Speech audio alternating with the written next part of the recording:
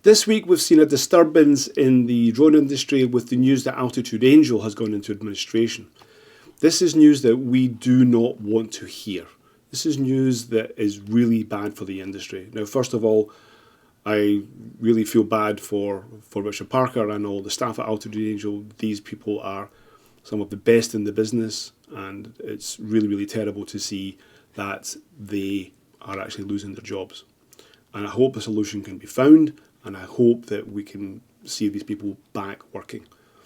Now, Altitude Angel, many of you obviously based in the UK are thinking that, you know, Altitude Angel and Drone Assist and blah, blah, blah, but actually they are more international. Altitude Angel are using services in the Netherlands and Portugal, Spain, Japan, South Korea and beyond. So the reach of their services has been massive, and this is the impact that it's going to have in the industry, and it's not good. Now, I've seen some very negative comments from people online talking about how this is a good thing that they're gone and we don't have to pay for airspace and blah, blah, blah. And this is really, really bad. I hate to see that. We should never be reveling in the negativity of any company in the drone industry that goes down. Not once, because any company in the drone industry that goes down looks bad on the industry. And certainly a company with such respect and high regard as Altitude Angel, it looks even worse for us all. Now, how does this affect everyone? Now, especially in the UK, your apps are still working, but you cannot get approvals.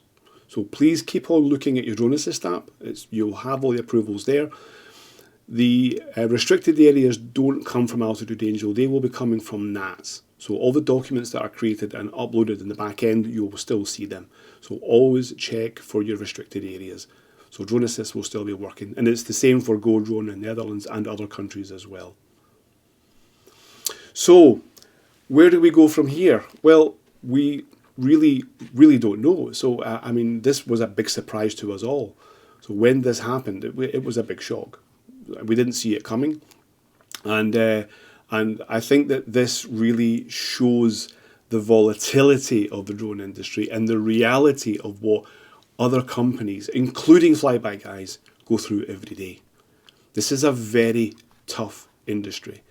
And many of you out there who are flying drones, who are thinking that, yeah, I want to get into flying drones and go into business and fly and do this.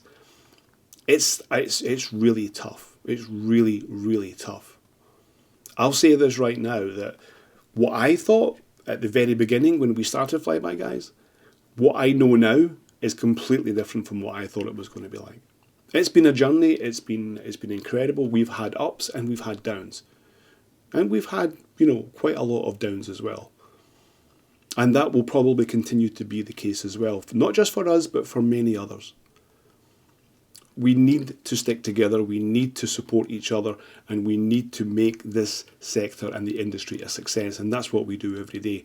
And it's just a shame that Altitude Angel may not be joining us in the future.